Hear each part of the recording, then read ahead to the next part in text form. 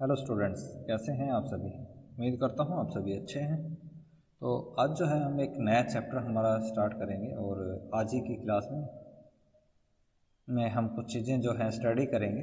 एक तो हमारे पास है कि some of basic concept related to the national income and national income determinants, कि ऐसे कुछ डिटर्मिनेंट्स हैं जो कि आपकी जो नेशनल इनकम है उसको क्या क्या कंसेप्ट हैं उसकी हम यहाँ पे कि एक्चुअल जीडीपी हो गया हमारे पास, पोटेंशियल जीडीपी क्या होता है।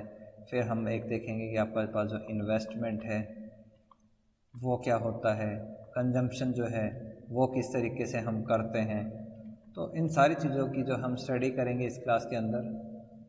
तो इसका क्या क्या इम्पैक्ट पड़ता है जीडीपी के ऊपर, जीडीपी इंक्रीज़ होती है या डिक्रीज़ होती है, कैसा उस चीज़ का इम्पैक्ट पड़ेगा। तो इन सारी चीज़ों की स्टडी हम इस चैप्टर के अंदर करेंगे।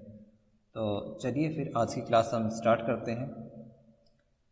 आज की क्लास में जो सबसे पहले हम पढ़ेंगे वो है हमारे पास कि एक्चुअल जीडीपी और जो हमारे पास पोटेंशियल जीडीपी है ये क्या होती है। यानी कि एक हमारे पास होती है वास्तविक राष्ट्रीय उत्पाद और दूसरा हमारे पास होता है पोटेंशियल का अगर हम वैसे भी हमें अगर हिंदी में हम इसका मतलब जानें तो इसका मतलब होता है क्षमता, यानी कि कितनी कैपेसिटी है और कितना हम एक्चुअल में यानी कि वास्तव में हम हमारी जो जीडीपी है वो कितनी है। तो एक तो वास्तव में और एक हमारी जो क्षमता है उसके बारे में हम यहाँ पे बात करते हैं। तो अगर हम बात करें एक्चुअल जीडीपी की, तो एक्चुअल जीडीपी का जो मतलब है वो है आपका कि एक्चुअल में एक जो इकोनॉमी है वो एक फाइनेंशियल ईयर के अंदर कितना गुड्स एंड सर्विसेज का प्रोडक्शन कर रही है। कि फॉर एग्ज़ाम्पल अगर हम बात करें कि हमारे पास एक फाइनेंशियल ईयर है कितना, कि ये हमारे पास है 2021 और 22 कि 2021 और 22 के अंदर एक जो इकोनॉमी है वो प्रोडक्शन करती है 500 करोड़ जो रुपीज़ हैं उसकी गुड्स एंड सर्विसेज का, कि 500 करोड़ की जो गुड्स एंड सर्विसेज है इसने क्या किया है, प्रोडक्शन किया है। तो ये क्या है इसकी, ये है एक्चुअल जीडीपी। दूसरा हमारे पास अगर हम बात करें पोटेंशियल जीडीपी की, तो पोटेंशियल जीडीपी का मतलब क्या है कि जितने भी एक इकोनॉमी के पास, एक देश के पास जितने भी रिसोर्सेज होते हैं, जितने भी उसके पास क्या है, फैक्टर ऑफ प्रोडक्शन है। फैक्टर ऑफ प्रोडक्शन की अगर हम बात करें तो ये मैं चीज़ आपको बता चुका हूँ कि जो हमारे पास फैक्टर ऑफ प्रोडक्शन होते हैं ये 4 टाइप के होते हैं, लैंड लेबर कैपिटल और एक हमारे पास होता है एंटरप्रेन्योर। ये 4 हमारे पास क्या है, फैक्टर ऑफ प्रोडक्शन है। इन 4 फैक्टर ऑफ प्रोडक्शन का फुल्ली क्या करें, यूटिलाइज़ करें, फुल्ली यूज़ करके हम कितना प्रोडक्शन हम कर सकते हैं, कितने करोड़ के जो गुड्स एंड सर्विसेज हम प्रोडक्शन कर सकते हैं उसको हम बोलते हैं पोटेंशियल। कि हमारे पास लैंड लेबर कैपिटल और एंटरप्रेन्योर है, इनका फुल्ली यूटिलाइज अगर हम करें तो ये प्रोडक्शन कर सकते हैं कितने का, 1000 करोड़ रुपीज़ के गुड्स का ये क्या कर सकते हैं, प्रोडक्शन कर सकते हैं।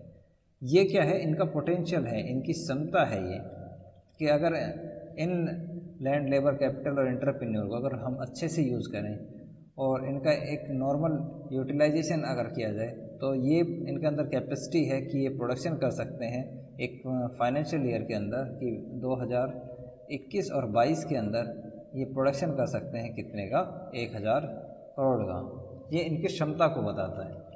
तो एक्चुअल जीडीपी क्या है कि एक्चुअल में हमने कितना प्रोडक्शन किया है, और पोटेंशियल का मतलब है कि हमारे अंदर क्षमता कितनी है, कितने जो गुड्स हैं उनका हम प्रोडक्शन कर सकते हैं।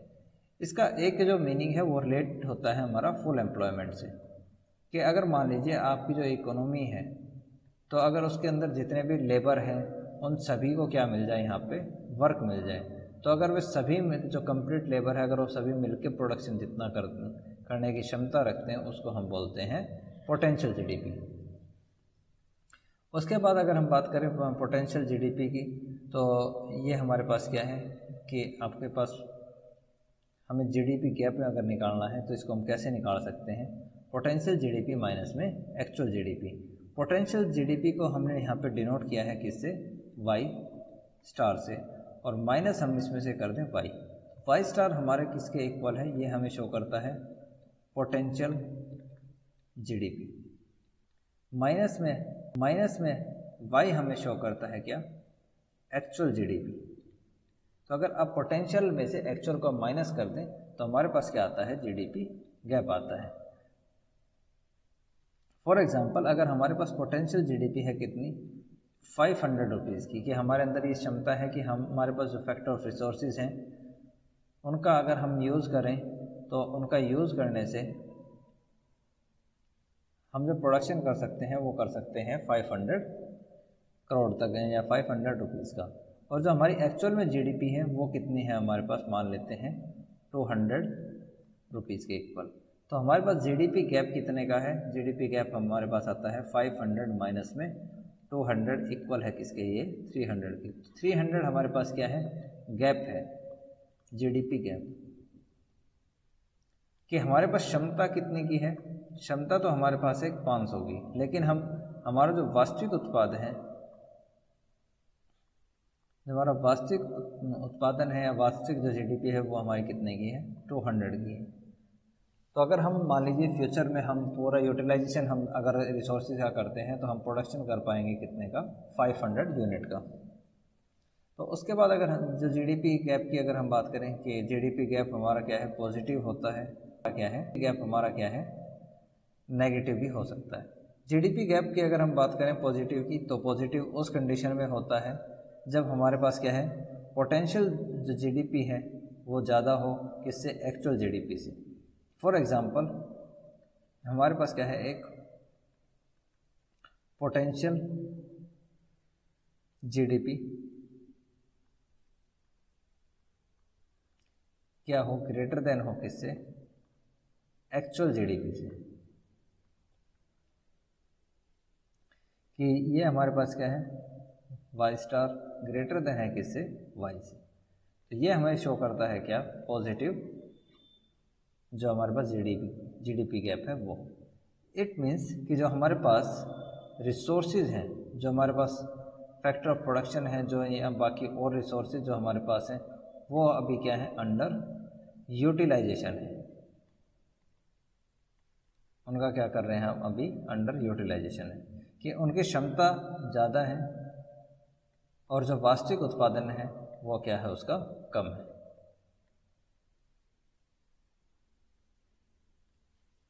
तो ऐसी कंडीशन के अंदर जो जीडीपी गैप है वो क्या होता है, हमारा पॉजिटिव होगा।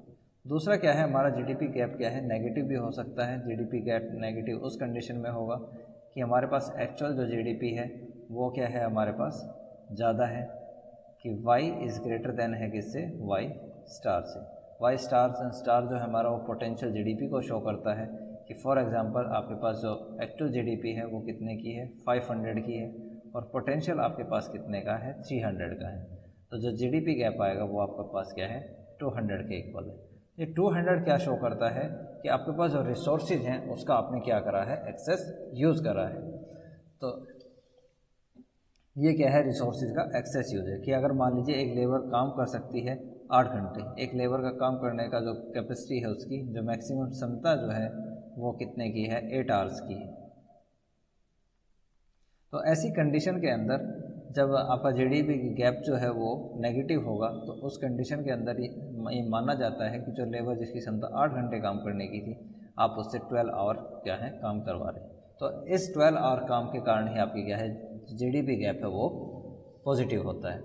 जीडीपी गैप आपका क्या है, इक्वल भी हो सकता है जब आपके पास पोटेंशियल और जो आपके पास एक्चुअल जो जीडीपी है वो एक दूसरे के इक्वल हो। कि आपके पास एक्चुअल जीडीपी है 500 के इक्वल और पोटेंशियल भी आपका क्या है, 500 के इक्वल है। तो इट मीन्स कि आपके पास जो रिसोर्सेज हैं उनका आप क्या कर रहे हैं, नॉर्मल यूज़ कर रहे हैं। कि जितने आपके पास क्षमता है उस पूरी क्षमता का आप यूज़ कर रहे हैं, ना ही तो आप जो फैक्टर्स हैं उनका अंडर यूटिलाइजेशन कर रहे हैं और ना ही उनका एक्सेस में यूज़ कर रहे हैं, यानी कि उसका अधिक यूज़ कर रहे हैं। उसके बाद आप क्या है, इस टेबल से भी हम जो जीडीपी एंड जीडीपी गैप को हम समझ सकते हैं कि हमारे पास इसके अंदर क्या है, हम एक्चुअल जीडीपी, पोटेंशियल जीडीपी और एक हमारे पास क्या है, जीडीपी गैप, इन सारी चीज़ों को क्या है हम इस फिगर से समझ सकते हैं। कि अगर हम बात करें 2004 की, तो 2004 के अंदर हमारे पास क्या है, एक्चुअल जीडीपी है, पोटेंशियल जीडीपी, जीडीपी गैप और ये हमारे पास क्या है एक्सप्रेशन इन परसेंटेज की, परसेंटेज की फॉर्म में हमारे पास क्या है कि एक्चुअल जीडीपी क्या थी 2004 में किसी भी कंट्री की 300 थी, और जो आपके पास पोटेंशियल जीडीपी थी ये कितनी थी आपके पास 380। तो उस टाइम हमारे पास क्या है जीडीपी गैप क्या है 30 का है, तो जीडीपी गैप हमारे पास यहाँ पे पॉजिटिव होगा।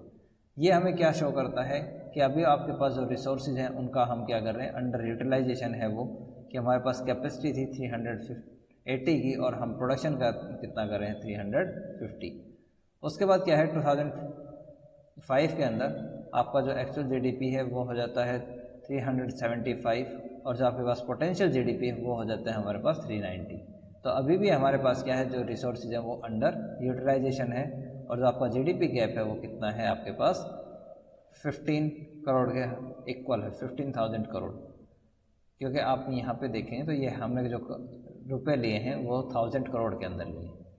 तो अगर आप इसको परसेंटेज में काउंट करें तो परसेंटेज के अंदर क्या शो करता है ये हमें 3.8। उसके बाद क्या है हमारे पास 2006 की अगर हम बात करें तो 2006 के अंदर क्या है एक्चुअल जीडीपी ज़्यादा है और पोटेंशियल हमारे पास कम है। ये हमें क्या शो करता है कि हमारे पास जितने रिसोर्सेज थे जिनकी क्षमता तो जो थी वो कितनी थी 400 यूनिट के या 400 करोड़ जो है उसका प्रोडक्शन करने की थी, लेकिन हम एक्चुअल में उससे प्रोडक्शन कितना कर रहे हैं 410। तो हमारे यहाँ पे जो रिसोर्सेज हैं हम उसका एक्सेस में यूज़ कर रहे हैं, जितनी उसकी क्षमता थी क्षमता से ज़्यादा हम क्या है उसका यूज़ करवा रहे हैं, कि उसकी क्षमता थी 10 यूनिट का प्रोडक्शन करने की, लेकिन हम उससे प्रोडक्शन ले रहे हैं कि इसका 12 यूनिट का। ये उस तरीके की बात है। तो इस तरीके से क्या है आप इस कंप्लीट टेबल को स्टडी कर सकते हैं और आप ये देख सकते हैं कि एक्चुअल जीडीपी और जो हमारी पोटेंशियल जीडीपी है उसमें कितना गैप आता है। उसके बाद हमारे पास क्या है ये एक डायग्राम है जिसके अंदर हमने क्या है जो ग्राफ है इसके अकॉर्डिंग हमने जीडीपी जो हमारी एक्चुअल जीडीपी है और हमारी जो पोटेंशियल जीडीपी है उनकी स्टडी करी है। जो हमारे पास पोटेंशियल जीडीपी है उसको हमने जो डिनोट किया है वो हमने डॉटेड लाइन से किया है कुछ इस तरीके से, और जो हमारे पास एक्चुअल जीडीपी है उसको हमने एक स्ट्रेट लाइन से चेक किया है। तो इसको आप क्या है डिफरेंट ईयर के अंदर देख सकते हैं कि अगर हम 2004 ईयर की बात करें तो 2004 ईयर के अंदर क्या है हमारी एक्चुअल जो जीडीपी थी वो हमारे पास कितनी है 400 के इक्वल है। जो हमारी पोटेंशियल जो जीडीपी है ये हमारी क्या है पोटेंशियल जीडीपी है, और इससे हमने डिनोट किया है ये हमारे पास क्या है एक्चुअल जीडीपी है।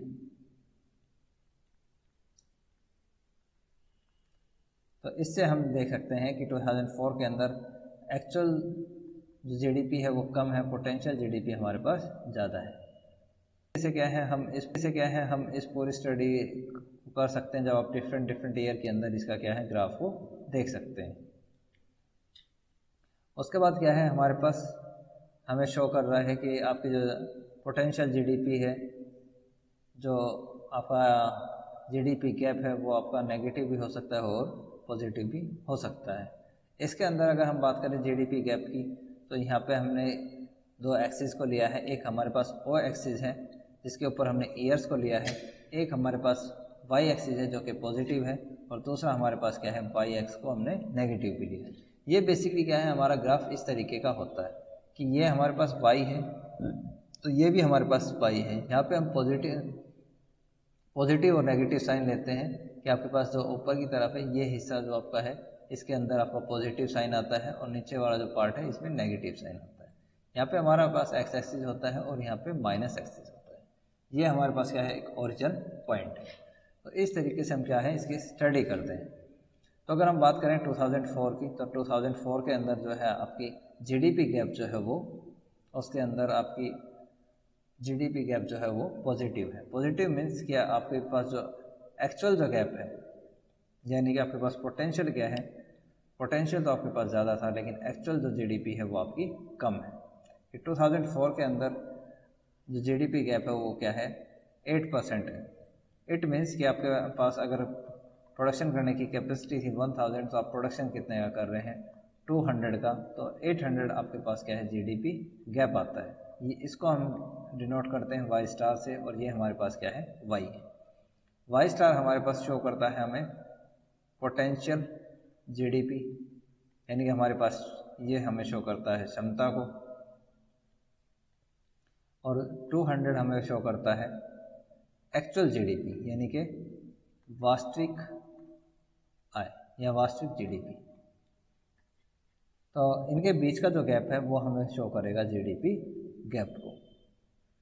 तो इसको आप क्या है डिफरेंट ईयर के अंदर देख सकते हैं कि जैसे अगर हम बात करें 2006 की, तो 2006 एक ऐसा ईयर है जिसके अंदर आपकी क्या है, actual GDP is greater than है किससे, पोटेंशियल से।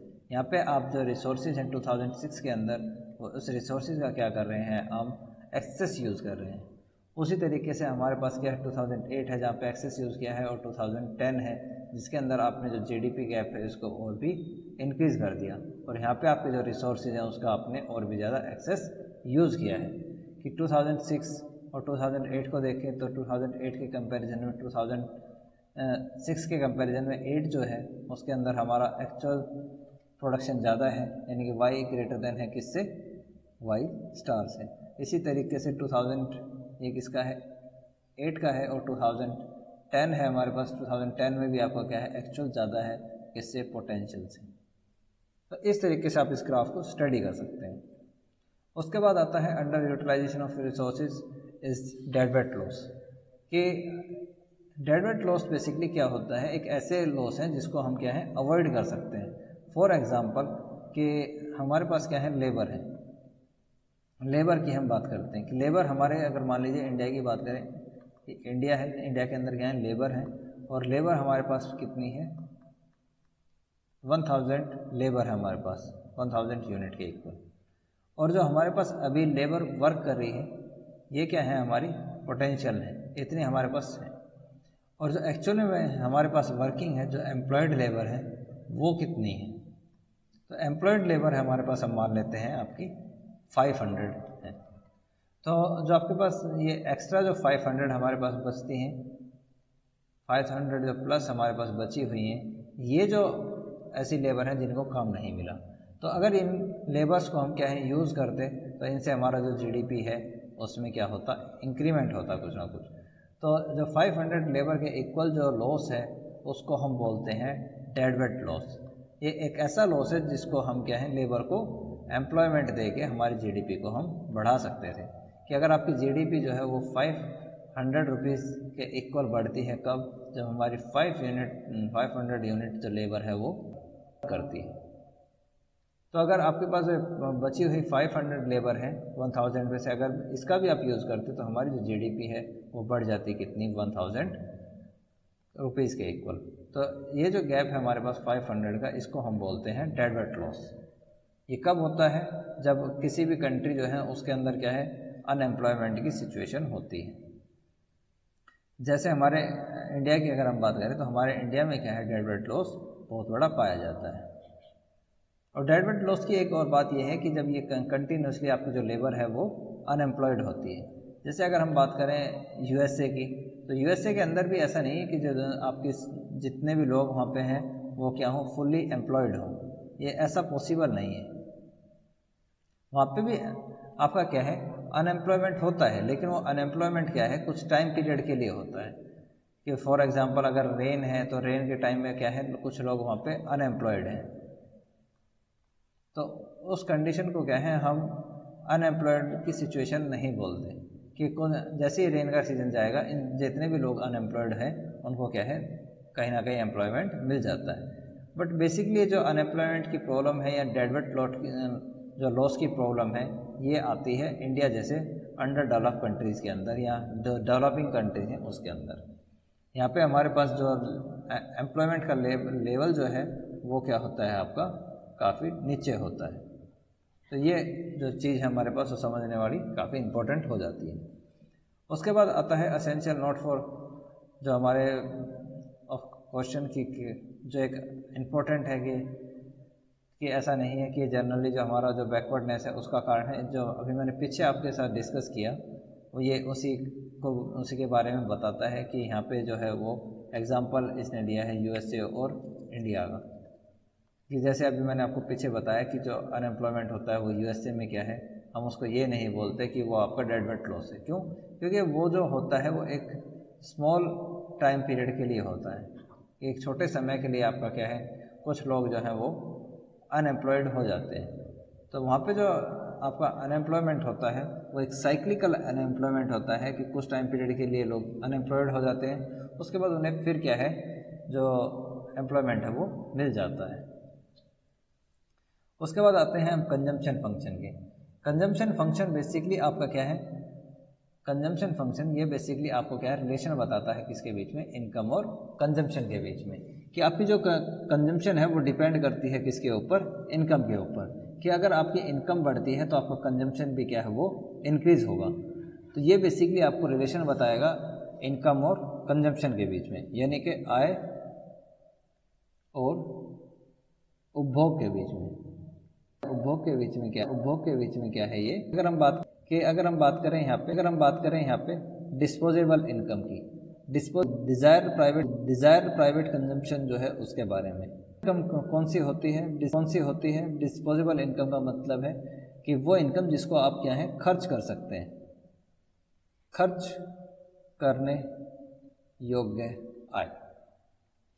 फॉर एग्जाम्पल, अगर मान लीजिए आपके पास ₹1000 क्या है इनकम है, तो अगर आपने ₹1000 आपने अर्न किए कंप्लीट इनकम, आप इस कंप्लीट इनकम को खर्च कर सकते हैं? नहीं। क्यों? क्योंकि अभी गवर्नमेंट क्या करेगी, इसके ऊपर इनकम टैक्स लगाती है। तो जो गवर्नमेंट इसके ऊपर इनकम टैक्स लगाएगी तो उसको जब आप 1000 में से माइनस करते हैं, फॉर एग्जांपल आपके पास इनकम टैक्स जो है वो, उसको हम मान लेते हैं ₹250 कि ₹250 क्या है आपका इनकम टैक्स है।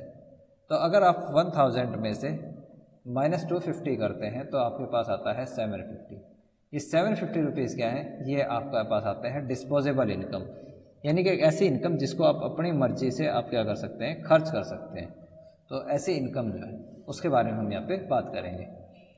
तो यहाँ पे आपका क्या शो करता है कि अगर किसी इंसान की जो इनकम है वो 0 होती है तो उसका जो कंजम्पशन है डिज़ायर वो आपका 50 होता है, यानी कि आपकी इनकम अगर 0 है, ये आपकी क्या है इनकम है, इनकम 0 हो सकती है बट कंजम्पशन कभी भी 0 नहीं होता। फॉर एग्जांपल, जैसे आप लोग क्या है अभी स्टूडेंट हैं, आप अभी क्या है स्टूडेंट है, तो स्टूडेंट की अगर आपकी बात करें इनकम की, तो आपकी इनकम क्या है यहाँ पर 0 है, बट अगर आपकी कंजम्पशन की बात करें तो आप क्या है कंजम्पशन कर रहे हैं। जैसे अभी आप क्या है कॉलेज की फ़ीस पे करते हैं, कॉलेज की फ़ीस हो गया, जो आपके क्लॉथ हैं, मोबाइल फ़ोन है, वो सभी आप क्या है यूज़ कर रहे हैं, बट क्या आपकी इनकम है? नहीं। बहुत सारे स्टूडेंट ऐसे हैं जिनकी अभी इनकम नहीं होगी, जो उनका खर्चा है वो उनके क्या है पेरेंट्स, जो उनकी फैमिली मेम्बर्स हैं वो क्या है इसको पे करते हैं। तो आपकी जो इनकम है वो तो खुद की 0 है, लेकिन आपका कंजम्पशन क्या है कभी भी 0 नहीं होता। दूसरी इसके अंदर जो कंडीशन है वो ये है कि जैसे जैसे आपकी इनकम बढ़ती है आपका कंजम्पशन भी क्या है इंक्रीज़ होता है। फॉर एग्ज़ाम्पल, आपका जब इनकम क्या है 50 हुई तो आपका जो कंजम्पशन है वो 50 से इंक्रीज़ कितना हो गया 90। उसके बाद आपकी इनकम क्या है 200 के इक्वल इंक्रीज़ होती है, तो आपका कंजम्पशन क्या है इंक्रीज़ होता है कितना 210। उसके बाद आपकी इनकम कितनी इंक्रीज़ होती है 250, तो आपका कंजम्पशन भी कितना है 250। यहाँ पे आप एक चीज़ नोटिस करेंगे कि जैसे जैसे आपकी इनकम जो है वो इंक्रीज़ हो रही है, यानी आपकी अगर आय बढ़ती है तो आपका जो कंजम्पशन है वो भी क्या है इंक्रीज़ तो होता है, बट उसकी जो रेट है, जो उसकी दर है बढ़ने की, वो क्या होती है कम होती है। किससे? आय से। आय जो है वो ग्रेटर देन होती है, आय की जो बढ़ने की या जो इंक्रीज़ होने की जो दर है वो ग्रेटर देन होती है किससे? कंजम्पशन की दर से। कंजम्पशन की दर से क्या होती है ग्रेटर देन होती है, कि आपकी इनकम ज़्यादा तेज़ी से बढ़ेगी और आपका जो कंजम्पशन है वो कम तेज़ी से बढ़ता है। ये आप डेली लाइफ के अंदर भी जो है वो एज्यूम कर सकते हैं कि कुछ चीज़ें ऐसी होती हैं कि आप एक बार ख़रीद लेते हैं तो उसको आप लंबे टाइम पीरियड तक यूज़ करते हैं। कि अगर मान लीजिए आपने कोई जो गाड़ी है BMW वो परचेज़ कर ली, तो ऐसा नहीं है कि अगर आपकी इनकम जो है वो इंक्रीज़ हो रही है तो आप डेली एक नई जो BMW है वो परचेज़ करेंगे या नई कार डेली आप परचेज़ करेंगे। कुछ चीज़ें ऐसी होती हैं अगर आपने परचेज़ कर ली तो हम उसको लंबे टाइम पीरियड तक यूज़ करते हैं, और एक टाइम ऐसा आता है जब आपकी जो कंजम्पशन जो लेवल है वो आपका बहुत कम हो जाता है, क्योंकि आपकी जितनी डिज़ायर होती हैं, जितनी ज़रूरतें होती हैं, वो ज़रूरतें क्या हैं आपकी पूरी हो जाती है। तो ऐसी कंडीशन में आपका जो कंजम्पशन है वो पहले के कंपैरिजन में धीरे धीरे क्या है डिक्रीज़ होना स्टार्ट हो जाता है। तो जैसे आप अगर नोटिस करें तो आपकी इनकम जो है वो ज़्यादा स्पीड से बढ़ती है, कि आपकी इनकम पहले 50 इंक्रीज़ हुई तो आप कंजम्पशन में देखेंगे कि यहाँ इंक्रीमेंट हुआ है कितने का, सिर्फ 40 का। उसके बाद आपकी इनकम जो है उसमें चेंज हुआ 150 का, लेकिन आपका जो कंजम्पशन चेंज हुए उसके अंदर कितने का चेंज हुआ है आपका 110 का। उसके बाद आपका जैसे इनकम हुई 250 यानी कि चेंज हुआ 50 का, तो कंजम्पशन जो चेंज है वो कितने का हुआ 40 का। उसके बाद आपकी जो इनकम है जब आप इस लेवल पे देखेंगे 250 पे, तो आपकी इनकम और कंजम्पशन क्या है एक दूसरे के इक्वल है। वाई से हम डिनोट करते हैं इनकम को, और वो इक्वल होती है किसके, सी के, यानी कि इनकम इक्वल है किसके, कंजम्पशन के। तो यहाँ पे इसके बाद क्या है आपकी ज़रूरतें पूरी हो जाती हैं। तो अगर आपकी इनकम जो है वो 250 से होके 500 होती है, यानी कि इनकम में चेंज हुआ कितने का 500 का, बट आपकी जो कंजम्पशन है उसमें चेंज कितने का हुआ है 200 का। तो यहाँ पे आप एक चीज़ नोटिस करेंगे कि इनकम क्या है, इनकम में change in income greater than है किससे, चेंज इन कंजम्पशन से।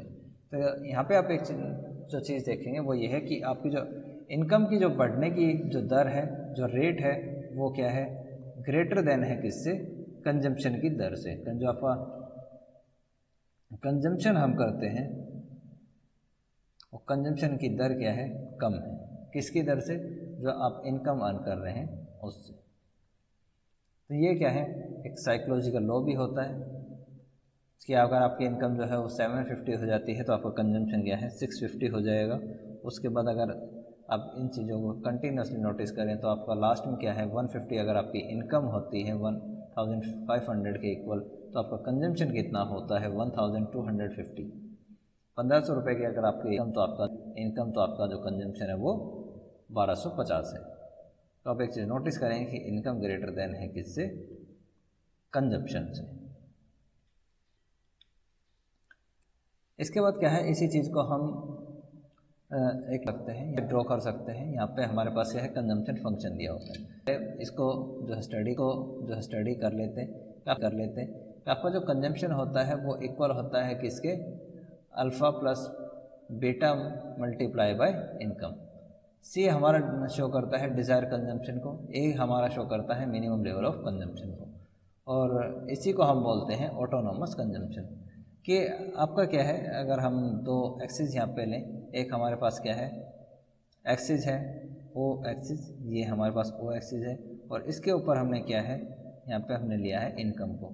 इसको डिटेल में जो लिखा गया है पर्सनल डिस्पोजेबल इनकम, और पर्सनल डिस्पोजेबल इनकम जो है उसको कांस्टेंट लिया है, और वाई एक्सिस के ऊपर हमने लिया है कंजम्पशन, प्राइवेट कंजम्पशन एक्सपेंडिचर, जिसको हमने सी से डिनोट किया है। तो एक तो जो चीज़ हमने पीछे अभी टेबल में पढ़ी थी वो उस टेबल के अकॉर्डिंग क्या है आपकी इनकम क्या है ज़ीरो हो सकती है, बट आपका जो कंजम्पशन है वो कभी भी ज़ीरो नहीं होता। इसीलिए क्या है कि अगर मैं ये डायग्राम मानूँ तो आप यहाँ पे एक चीज़ नोटिस करेंगे कि जो आपका कंजम्पशन शुरू होता है वो शुरू होता है वाई एक्सिस के, यहाँ पर इस वाई एक्सिस से क्या है आपका कंजम्पशन स्टार्ट होता है। ये लाइन हमें क्या शो करती है कि कंजम्पशन जो है नेवर ज़ीरो होता है, कंजम्पशन कभी भी ज़ीरो नहीं होता, नेवर ज़ीरो। तो कंजम्पशन या उपभोग कभी भी शून्य या ज़ीरो नहीं हो सकता, चाहे हमारी आय हो या ना हो, हम कुछ ना कुछ कंज्यूम ज़रूर करते हैं। तो ये है हमारे पास, इसी को हम जो है ऑटोनोमस कंजम्पशन बोलते हैं, जब हमारी इनकम ज़ीरो हो और कंजम्पशन हम कुछ ना कुछ कर रहे होते हैं। उसके बाद जो बीटा है वो बेसिकली हमारा क्या है, इनकम में चेंज होने से हमारे कंजम्पशन में कितना चेंज आया है उसको हम शो करते हैं किससे, बीटा से। तो ये हमारे पास आती है ये। तो वाई हमारे पास क्या है, पर्सन डिस्पोजेबल इनकम है, और एस हमारे पास क्या है, डिज़ायर्ड सेविंग है। तो अगर हमें बीटा की वैल्यू निकालनी है कि हमारा जो कंजम्पशन आया है कितना चेंज आया है, तो जो बीटा की वैल्यू है वो हम निकाल सकते हैं किससे, इनकम के चेंज होने से कंजम्पशन में कितना चेंज आया है उससे। तो ऑटोनोमस हमारे पास कंजम्पशन होता है और दूसरा हमारे पास जो है वो डिज़ायर्ड कंजम्पशन होता है। तो यहाँ पे अगर हम बात करें फर्स्ट लेवल तक की, तो अगर हम फर्स्ट लेवल की बात करें तो इसको हम मान लेते हैं कि ये इतना एरिया हमारे पास क्या है 50 के इक्वल, ये हमारे पास आता है, ये ऑटोनोमस कंजम्पशन है। कि ये कंजम्पशन का क्या है, सबसे कम या जिसको हम बोलते हैं मिनिमम लेवल ऑफ कंजम्पशन, कि इससे कम जो है हमारा कंजम्पशन नहीं हो सकता। न्यूनतम उपभोग स्तर, ये हम इसको बोलते हैं। उसके बाद क्या है, ये आपका है मिनिमम लेवल ऑफ कंजम्पशन, जिसको हम ऑटोनोमस कंजम्पशन भी बोलते हैं। उसके बाद आपका क्या है, इस लाइन को हम नाम दे देते हैं ओ वाई। तो ओ वाई लाइन हम अगर इसको नाम दे दें तो ओ वाई से हम शो करते हैं ये हमारी इनकम लाइन है। तो जैसे जैसे आपकी जो इनकम है वो ज़ीरो हो सकती है, इसी को हम एक रेशियो में बढ़ाते हैं, तो आप एक चीज़ नोटिस करेंगे कि हमारा जो कंजम्पशन है उसके इंक्रीज़ होने की रेट कम है और जो आपका इनकम है वो क्या है, ज़्यादा तेज़ी से इंक्रीज़ होती है। तो ये चीज़ है हमारे पास। और अगर हम बात करें इस जेड पॉइंट की, तो जेड पॉइंट हमारे पास क्या है, एक ब्रेक इवन पॉइंट है, जो ब्रेक इवन पॉइंट है उसको शो करता है। ब्रेक इवन पॉइंट के ऊपर क्या है, हमारा कंजम्पशन इक्वल होता है किसके, इनकम के। कि अगर आपका जो कंजम्पशन है वो अगर 50 है तो आपकी जो इनकम है वो भी कितनी होगी, 50 होगी। तो यहाँ पर आपके पास जो सेविंग है, जो बचत है, वो आपकी किसके इक्वल होती है, ज़ीरो के। अगर हम बात करें इस माइनस एस की, और ये जो हमारे पास प्लस एस है, तो एस हमारे पास शो करता है किसको, सेविंग को।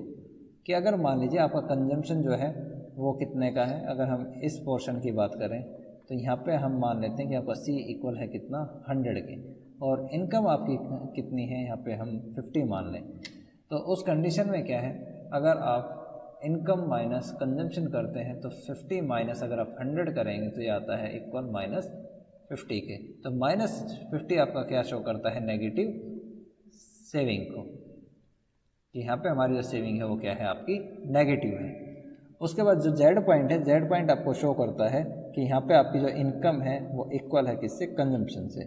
उससे अगर आगे की अगर हम बात करें तो इससे आगे अगर कंडीशन जाती है तो उसमें क्या है, आपकी इनकम जो है ग्रेटर देन होती है किससे, कंजम्पशन से। कि अगर आपकी इनकम जो है वो 100 है और आपका कंजम्पशन जो है वो, ये हमारे पास इनकम है और कंजम्पशन कितना है, 50 का है। तो अगर आप 100 करते हैं तो अब हमारे पास क्या आता है, प्लस का 50। और ये प्लस 50 क्या है, शो करता है किसको, सेविंग को ही, कि यहाँ पे हमारी जो सेविंग है वो क्या है, पॉजिटिव है। उसके बाद अगर हम बात करें इन्वेस्टमेंट फंक्शन की, तो इन्वेस्टमेंट क्या है, बेसिकली दो टाइप का इन्वेस्टमेंट होता है। एक ऑटोनोमस इन्वेस्टमेंट होता है जिसको हम बोलते हैं स्वायत्त निवेश। वो निवेश जो कि क्या है, आपका लाभ से प्रेरित नहीं होता, लाभ से प्रेरित नहीं होता। यानी कि एक ऐसा इन्वेस्टमेंट जो जीडीपी के लेवल को या जो इकोनॉमी है उसकी कंडीशन को देख के नहीं लिए जाते, और इनका जो मोटिव है वो बेसिकली जो है आपका प्रॉफिट कमाने का नहीं होता। यहाँ पे जो इनका मोटिव है प्रॉफिट कमाने का नहीं होता है। तो ऐसे लेवल को हम बोलते हैं कि आपकी जो इकोनॉमी है,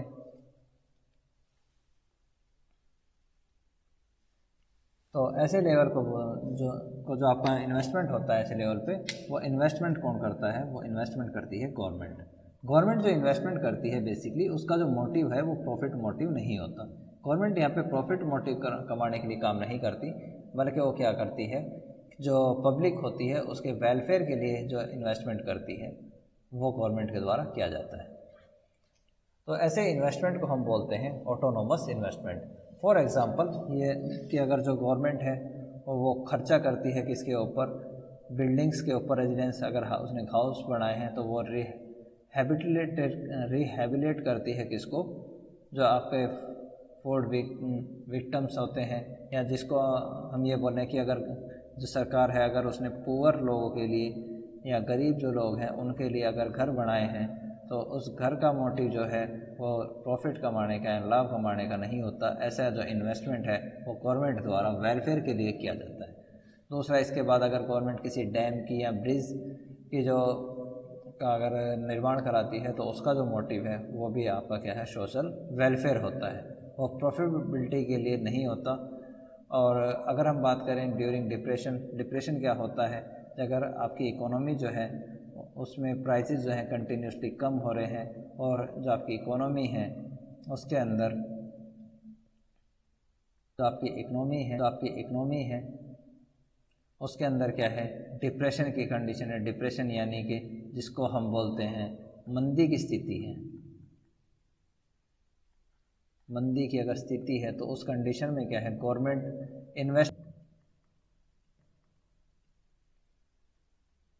गवर्नमेंट क्या करती है, इन्वेस्टमेंट करती है ताकि जो है प्रोडक्शन है उसको बढ़ाया जा सके और जो आपकी इकोनॉमी है जो कि नीचे की तरफ डाउनफॉल हो रही है तो उस कंडीशन में उसको रोका जा सके। क्योंकि जब आपकी किसी गुड्स के प्राइस गिरते हैं, अगर आपकी इकोनॉमी डिप्रेशन में जाती है तो वहाँ पर बहुत सारी प्रॉब्लम क्रिएट हो जाती हैं, जैसे आपकी अनएम्प्लॉयमेंट की प्रॉब्लम है या फिर इसी के अंदर आपकी जो प्राइस है उसके है जो आपने की प्रॉब्लम है, जो आपकी डिमांड होती है उसके कम होने की प्रॉब्लम होती है, जो आपकी मनी सप्लाई है मार्केट में वो क्या होती है, कम होती हुई चली जाती है और इकोनॉमी जो है ओवरऑल जो है वो नीचे की तरफ जानी स्टार्ट हो जाती है। जो लोगों का वेलफेयर है जो तो वो भी क्या है यहाँ पर डाउन होना स्टार्ट हो जाता है। तो ऐसी कंडीशन से बचने के लिए जो इन्वेस्टमेंट करती है वो गवर्नमेंट करती है और गवर्नमेंट मार्केट के अंदर पैसा इन्वेस्ट करती है, जिससे जो इंफ्रास्ट्रक्चर है वो डेवलप होता है, नए ब्रिज बनते हैं, नई बिल्डिंग बनती हैं। तो ऐसे इन्वेस्टमेंट को हम बोलते हैं ऑटोनोमस इन्वेस्टमेंट। अगर सिंपल लैंग्वेज में इसकी अगर एक छोटी सी लाइन बताऊं तो ये वो इन्वेस्टमेंट है जो कि आपका क्या है, लाभ से प्रेरित नहीं होते हैं,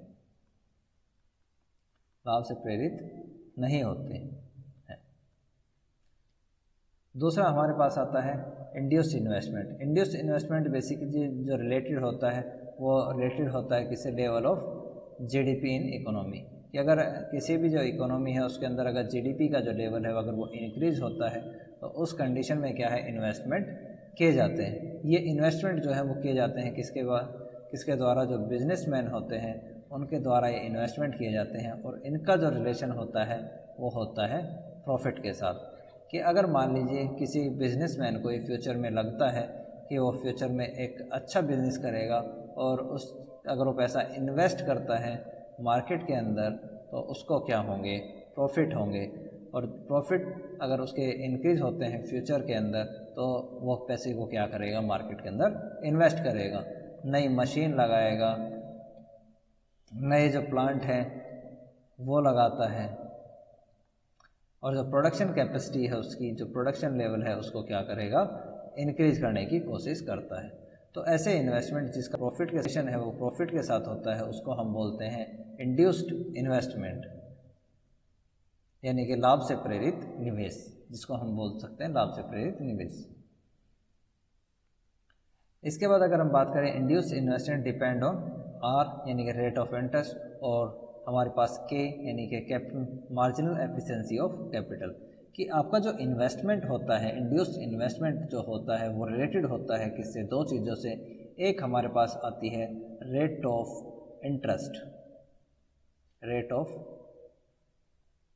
इंटरेस्ट, और सेकंड हमारे पास जो रिलेटेड होता है वो होता है MEC से, यानी जिसको हम बोलते हैं marginal efficiency of capital. Marginal efficiency of capital को बोलते हैं पूंजी की सीमांत उत्पादकता, या जिसको हम बोलते हैं पूंजी की एफिशिएंसी को बोलते हैं हम कुशलता, पूंजी की सीमांत कुशलता, पूंजी की सीमांत कुशलता। पूंजी की सीमांत कुशलता को अगर मैं यहीं पे डिफ़ाइन करूँ थोड़ा सा, तो इसका जो मीनिंग होता है वो रिलेटेड होता है कि अगर आप 100 रुपये का मार्केट के अंदर अगर आप इन्वेस्टमेंट कर रहे हैं, ये क्या है आपका 100 रुपीज़ का इन्वेस्टमेंट है, तो आप ये देखते हैं कि इस 100 रुपीज़ को इन्वेस्टमेंट करने से आपको 1 साल के बाद या अगर आप इसको 10 ईयर के बाद आफ्टर 10 ईयर आफ्टर 10 ईयर आप इससे कितना रिटर्न्स आप लेते हैं कि आपके जो 100 रुपये हैं क्या ये आफ्टर 10 ईयर 200 रुपीज़ हो जाएंगे। अगर आप जो है 200 रुपीज़ होने की इसकी उम्मीद है, यानी कि अगर आपकी जो मार्जिनल एफिशिएंसी ऑफ कैपिटल है अगर ये पॉजिटिव है कि आप जो इन्वेस्टमेंट कर रहे हैं फ्यूचर में आपको प्रॉफिट देंगे, तो आप इन्वेस्टमेंट को क्या करेंगे, इंक्रीज़ कर देंगे। अगर आपको लगता है कि मार्जिनल एफिशिएंसी ऑफ कैपिटल कम है, अगर वो डिक्रीज़ होती है तो आप इन्वेस्टमेंट को क्या करेंगे, कम कर देंगे। तो इस तरीके की चीज़ें इसके अंदर होती हैं। पास आता है ना, हमारे पास आता है रेट ऑफ इंटरेस्ट। तो रेट ऑफ इंटरेस्ट जो है उस रेट ऑफ इंटरेस्ट और जो हमारे पास इन्वेस्टमेंट होता है उसका नेगेटिव रिलेशन होता है कि अगर आपके पास रेट ऑफ इंटरेस्ट जो है वो इंक्रीज़ होती है तो आप इन्वेस्टमेंट को कम करते हैं। बेसिकली रेट ऑफ इंटरेस्ट क्या है, इसका सिंपल मीनिंग अगर मैं बताऊं तो ये है कि अगर मान लीजिए आप 100 रुपीज़ का लोन लेते हैं, किसके ऊपर, 10% रेट ऑफ इंटरेस्ट के ऊपर। आपने क्या है 100 रुपीज़ का लोन लिया है और रेट ऑफ इंटरेस्ट आपकी कितनी है, 10% है। तो आप जो है एक्चुअल में पे जब आप करेंगे तो आपको बैंक को पे करना पड़ेगा कितना, 110। अगर आपकी रेट ऑफ इंटरेस्ट कम होती है तो आप क्या है लोन ज़्यादा लेना पसंद करते हैं कि मान लीजिए आपकी रेट ऑफ इंटरेस्ट क्या है वो 2% है। तो अगर आपने बैंक से 100 रुपीज़ का लोन लिया है तो आप जब 1 साल के बाद पे करेंगे तो आपको कितना करना पड़ेगा, सिर्फ और सिर्फ 102 रुपये, यानी कि 102 रुपीज़ आप बैंक को पे करेंगे। तो ये उस कंडीशन में, अगर ऐसी कंडीशन है तो ऐसे में आप क्या करेंगे, इन्वेस्टमेंट को इंक्रीज़ करेंगे कि जब आपको बैंक को कम पैसा रिटर्न करना पड़े, कम आप बैंक को रेट ऑफ, तो उस कंडीशन में आप क्या है ज़्यादा करना पसंद करते हैं। तो ये हमारे पास क्या है, दो चीज़ें हैं कि रेट ऑफ इंटरेस्ट के जब साथ आपका क्या है रिलेशन इन्वर्स होता है कि रेट ऑफ इंटरेस्ट अगर आपकी कम है तो आप इन्वेस्टमेंट को क्या करते हैं, ज़्यादा करते हैं। अगर आपके पास रेट ऑफ इंटरेस्ट जो है वो इंक्रीज़ होती है तो इन्वेस्टमेंट आपके पास क्या होगा, कम होगा। तो इन्वेस्टमेंट आपके पास क्या होता है, कम। ये चीज़ हम यहाँ पे देखते हैं। तो ये दोनों ही क्या है रिलेशन हमने बता दिए। तो ये हमारी आज की क्लास थी। बाकी क्लास तो ये हमारी आज की क्लास थी। नेक्स्ट क्लास में हम इस चैप्टर को कंप्लीट कर लेंगे।